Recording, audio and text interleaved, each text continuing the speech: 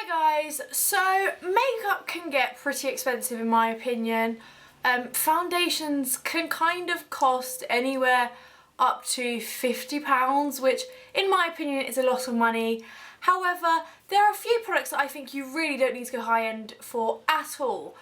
That said, of course it's still quite nice to every now and then get these products high end, but if you're on a strict budget, if you just want to minimise the amount of money you spend on makeup but still want good quality products, these are the products I think you should get from the drugstore instead of the department store. That said, products that I don't mention can still be bought in the drugstore, however you probably have to look a little bit harder, whereas the products I'm about to mention are very easy to find for a cheaper budget and just as good as the department stores. First up is nail polish. The truth is, all nail polish chips and all nail polish wears at the tips and all that sort of stuff. So in my opinion, there's not much difference between a £3 nail polish and a £20 nail polish because they're all going to chip. So it's definitely worth buying the majority of your nail polishes from the drugstore, with a few here and there from higher end brands, kind of colours that you particularly like and stuff like that. So I personally really like Barry M, Model Zone. This is actually like one of my favourite colours ever, and that's Beach Bag by Model Zone.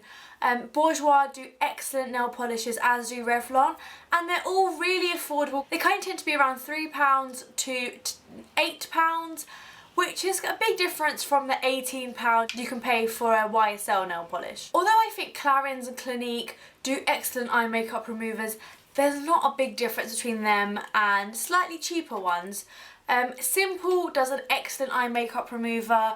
The Body Shop do a really good one as well, which removes waterproof makeup, and I quite like the Garnier Express 2-in-1, and these are both one of the ones you have to shake up, and really good, not very expensive, and to be honest they all remove your eye makeup. You might have to spend an extra 20 seconds, but in the long run you'll save a little bit of money as well. Although I absolutely love high-end bath products, I think shower products aren't quite as important, because the truth is, how long are you really in the shower? Although you might relax in a bath for half an hour, showers tend to be about 5-10 minutes, so you just kind of need something that will clean you and that's it.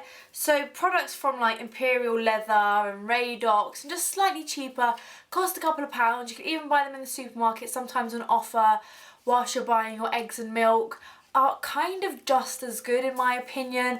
They tend to smell quite nice, and the truth is, they work, and there's just no point wasting £30 on a product that's going to stay on your skin for a couple of seconds. Now, I wasn't sure if this was actually a good pick, but I've included body lotion. I love really luxury body lotions every now and then. However, I could do without them, and I'd be quite happy just to stick to slightly cheaper ones. Everyone knows and loves the Body Shop ones. My personal favourite is the Moringa body butter. This smells incredible. It kind of smells like hay fever though. It's very like floral, but I love this. And Soap and Glory do really nice body butters, and my recent like discovery and love has been the Garnier Oil Beauty Oil Infused Nourishing Lotion, which comes with a little pump and is really affordable as well. I love eyeliner, it's no secret, and although I kind of think it's worth spending a couple of pounds more on a higher end liquid eyeliner, I think for pencils, both lip and eye pencils, you can kind of just stick to the drugstore.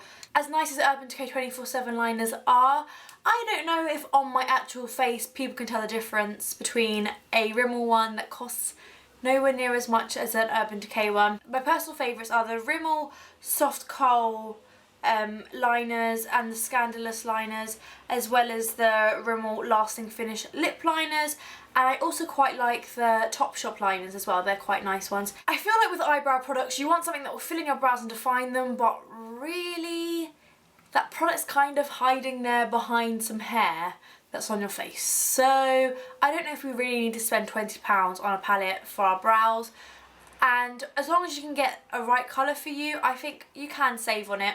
I personally love the MUA brow palette, and you can tell it's really well loved. If you're looking for a pen, I also quite like the Soap and Glory Archery. It comes with a crayon, which I don't necessarily love, but is decent. I just don't personally love crayons. And then it comes with a like felt tip end, which is just looks like that, and I really like this end. And it's a little bit expensive for a drugstore, but nowhere near as expensive as some high-end brands. I completely feel like I'm cheating this one because I personally don't tend to use mascaras from the drugstore. Although I know they're amazing, I'm actually quite lucky enough to get sent quite a lot of mascaras at a higher end. But I know for a fact that lower end mascaras that cost under £10 are just as good. And if you've got any recommendations for any ones in particular, leave me comments below. I've personally really liked the Soap & Glory Thick and Fast. I think it's a really great mascara. But everyone on my Twitter has recommended the Bourjois Volume 1 Second Mascara, which I have been using and I do quite like, although I don't love rubber brushes. A few years ago, and it's still kind of like my heart belongs to this mascara over every other mascara. I've just loved it for such a long time, but it's really hard to find in Boots. It's the Max Factor 2000 Calorie Mascara.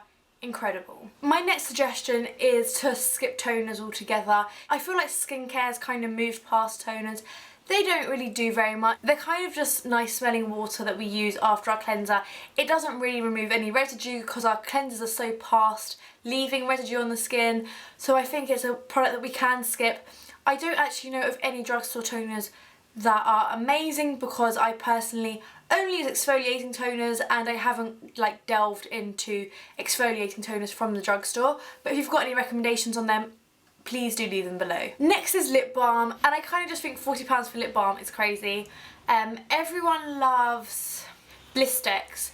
I didn't love it, but everyone else seems to, so I'm sure that's an amazing product.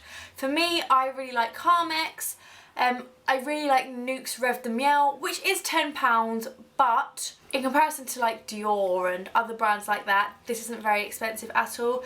That said, you can't buy it in the drugstore, but you can buy it in Space NK and Marks and Spencer's, so it isn't actually drugstore, but it's about £10, so I feel like it's fairly affordable and lasts a really long time and is amazing. Finally, my last suggestion is to buy powders from the drugstore. You can't really see them on the skin if you buy one that's good enough. You just want one that's finely milled and will keep your makeup on your face. I personally love the Bourjois Java powder, and I know loads of other people love the Rimmel Stay Matte powder.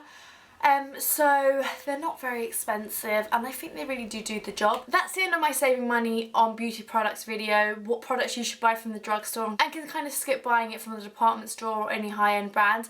But let me know below your recommendations on products that you love from the drugstore, and I'll see you all soon. Bye.